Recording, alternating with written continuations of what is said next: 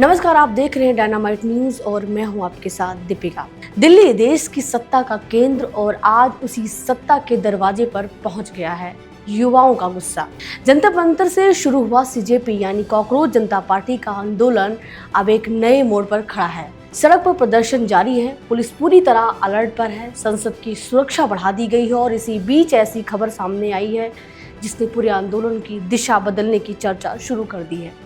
एक तरफ प्रदर्शनकारियों पर आंसू गैस के गोले छोड़े गए, कई जगह पुलिस और प्रदर्शनकारियों के बीच टकराव देखने को मिला, तो दूसरी तरफ सरकार और आंदोलनकारियों के बीच बातचीत की संभावनाएं भी बनती दिखाई दे रही है।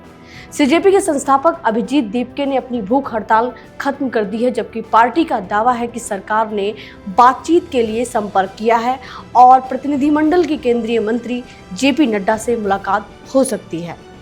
आज सुबह से ही हजारों की संख्या में युवा जंतर मंतर पर पहुंचे और संसद चलो मार्च शुरू किया, लेकिन जैसे ही प्रदर्शनकारी विजय चौक और रेल भवन की ओर बढ़े, दिल्ली पुलिस ने उन्हें रोकने के लिए भारी बैरिकेडिंग की।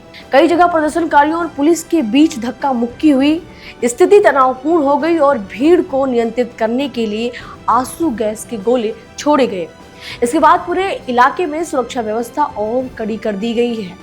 प्रदर्शन के बीच संसद भवन की सुरक्षा भी बढ़ा दी गई है। संसद के प्रवेश द्वारों पर अतिरिक्त सुरक्षा बल तैनात किए गए हैं, कई रास्तों पर बैरिकेड लगाए गए हैं और राजधानी के संवेदनशील इलाकों में पुलिस की मौजूदगी बढ़ा दी गई है।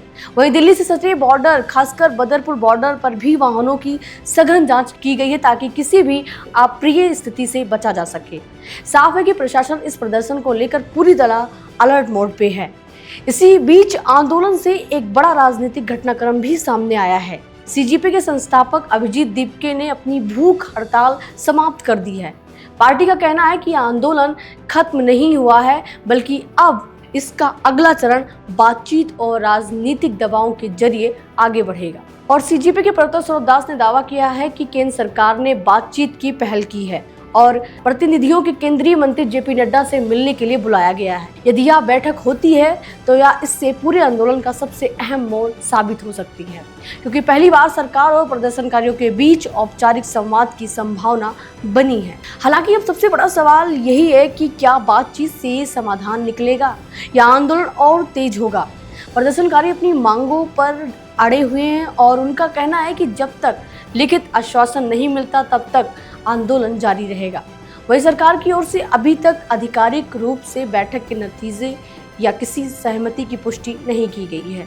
राजनीतिक दृष्टि से देखें तो यह प्रदर्शन अब केवल सड़क पर विरोध तक सीमित नहीं रह गया है। विपक्षी दल लगातार सरकार पर युवाओं की अनदेखी का आरोप लगा रहे हैं, जबकि सरकार कानून व्यवस्था बनाए रखने और बातचीत के जरिए समाधान निकालने की बात कर रही है।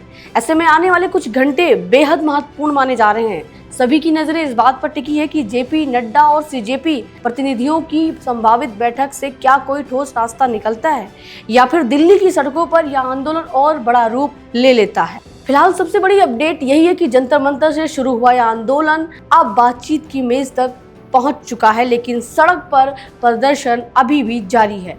इसीलिए आने वाले हर अपडेट पर नजर रखना बेहद जरूरी होगा, क्योंकि अगले कुछ घंटों में इस पूरे आंदोलन की दिशा बदल सकती है। आप जुड़े रहिए डायनामाइट न्यूज के साथ, हम आपको जंतर मंतर से जुड़े हर एक प्रोटेस्ट का अपडेट देते रहेंगे। तब तक के लिए धन्यवाद।